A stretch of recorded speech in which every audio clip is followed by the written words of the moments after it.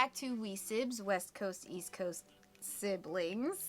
Still messing up that S, but I'm gonna get it. First off, you guys, I want to apologize for being AWOL. Chris and I had kind of like a massive family emergency, and we disappeared for a little bit. But we are going to put a video out kind of letting you guys know what all happened and whatnot. So stay tuned for that. Make sure you click the bell so you can kind of figure out what the drama was. So, back to you, Season 2. Today we're going to do episodes 3 and 4, since I know I owe you guys quite a few episodes. In fact, we might just finish the season doing 2 at a time so that we can really like get through and dig into all the interesting stuff that is you. The big thing that happened in episode 3 was that Joe, even though during the entire episode he's talking about how he and Love are friends and platonic and blah blah blah blah blah, they sleep together. I guess I'm kind of jumping the gun, but while they're sleeping together, Love kind of pulls a tie out of nowhere and shoves it in his mouth, and he says, "Oh, this is gonna be different. You're not like Beck." That's a little strange. I don't know if, Love is clearly not so vanilla in the bedroom, which I guess is why Will is feeling hopeful about their relationship.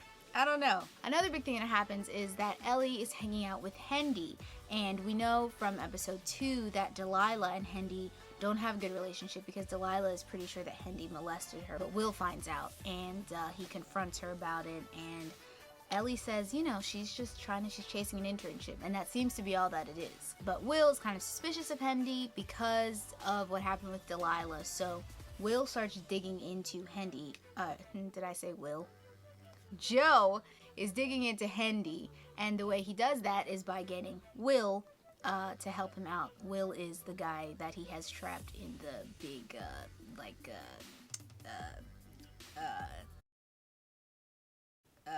Silence of the Lambs box.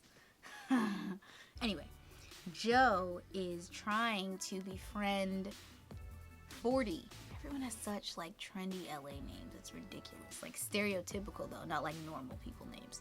Anyway, so Joe is trying to befriend 40 because I guess 40 sees that something's going on between Joe and Love. So he's like, well, let me just step in here and why don't you be my friend? But, trying to keep his enemies close in case, Joe tries to pull some mess on his sister. So we learned a little bit more about 40. We learned that he is a recovering alcoholic, and we learned that he's a screenwriter and is trying to, I guess, make a film. He's writing a film. So he and Joe start hanging out together, and they go to a comedy club, and a couple other different things. The big thing that happens in this episode with 40 is that they go to Hendy's party. Will is there because he's trying to sneak in to get some dirt on Hendy in order to get Ellie away from Hendy because he thinks Hendy is a molester. And I don't know why 40's there. He kind of embarrasses himself at the party. Will takes him home, and that's what leads Will and Love to being in his apartment doing the do while 40 is sleeping on the couch. Not classy. It's not great. So honestly, in a nutshell, I feel like that sums up episode 3. Those were like the big pivotal points. We find out that Hendy has a kind of sketchy past. We learn at the end of this episode that he has a secret room, and so of course that like has Joe nervous because he cares about Ellie, or at least he's trying to do some good. So yeah, let me know what you guys thought about episode 3. I think there were a lot of like twists and turns in terms of people turning out to be better than you expected them to be or worse than you expected them to be.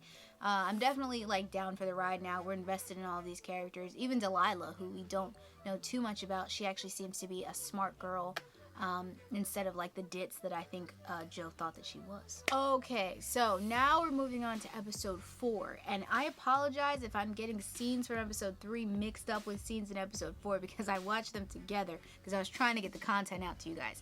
But episode 4 to me was like a little crazy because that's when we start getting into the Joe that we kind of know and are disturbed to love. So the biggest thing is that Joe kills Hendy.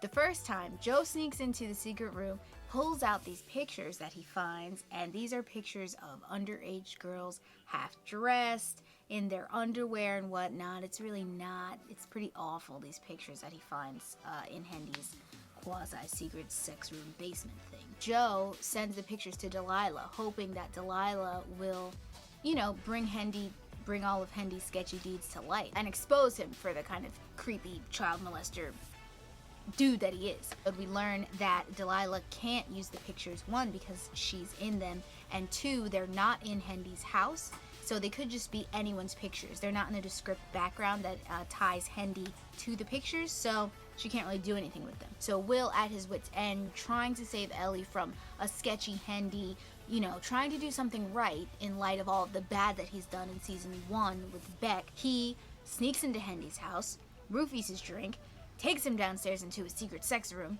puts on a mask, and decides that he's going to videotape his interrogation of Hendy to get him to confess to taking pictures of young girls. However, that goes insanely wrong because Hendy starts picking up on some things about Will. Now, he doesn't recognize him. He's got a mask on.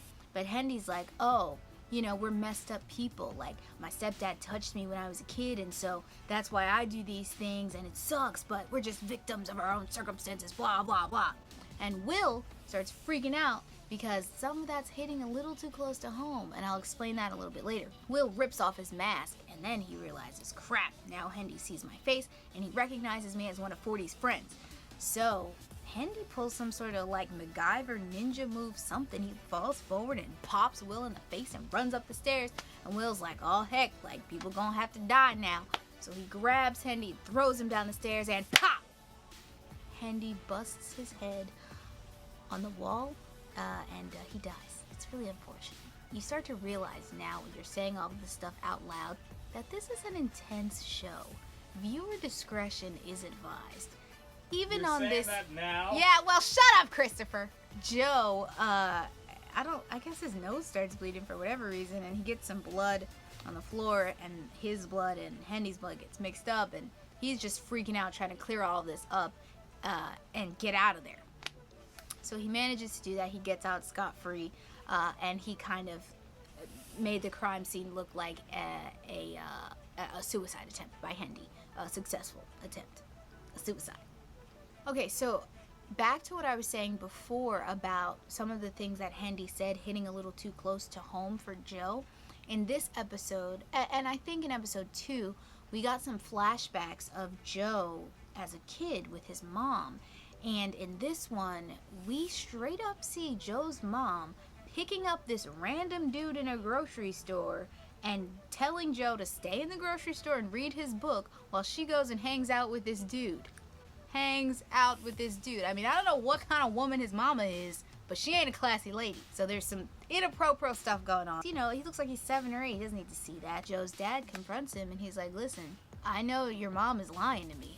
What's happening? And poor Joe's little boy, he loves his mom, and he doesn't say anything, and his dad burns his arm with a cigarette. So sad.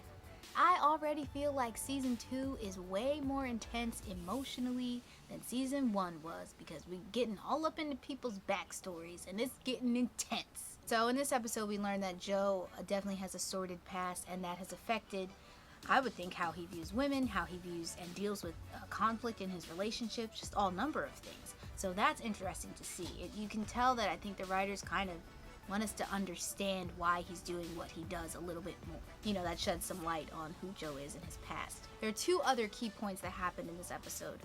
The first one is that in episode 3, we can see that Will, the guy who's locked in the Silence of the Lambs type cage in the storage unit, is really trying to help Joe.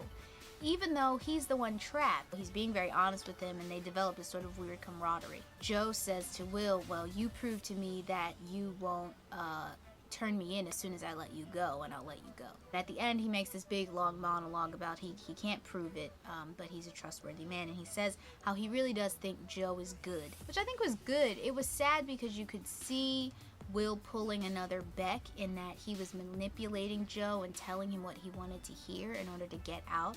But you could also see that Joe needed to hear those things, maybe even to accept himself. Let me know in the comments what you guys think about that whole kind of interaction that happened between the 2 of them. Long story short, Joe lets Will go. Another big thing in this episode that I was uber pumped about. So by episode 3, I was like, where's Candace? You know, she was this big threat, and now we've not seen her in a while.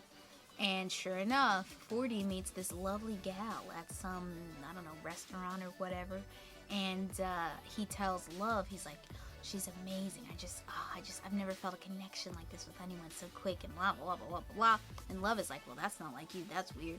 And sure enough, the lady love that he meets is Candace. So, Candace has somehow maneuvered her way into Will's life, into Joe's life again. Anyway, guys, that's all I have for You, Season 2, Episodes 3 and 4.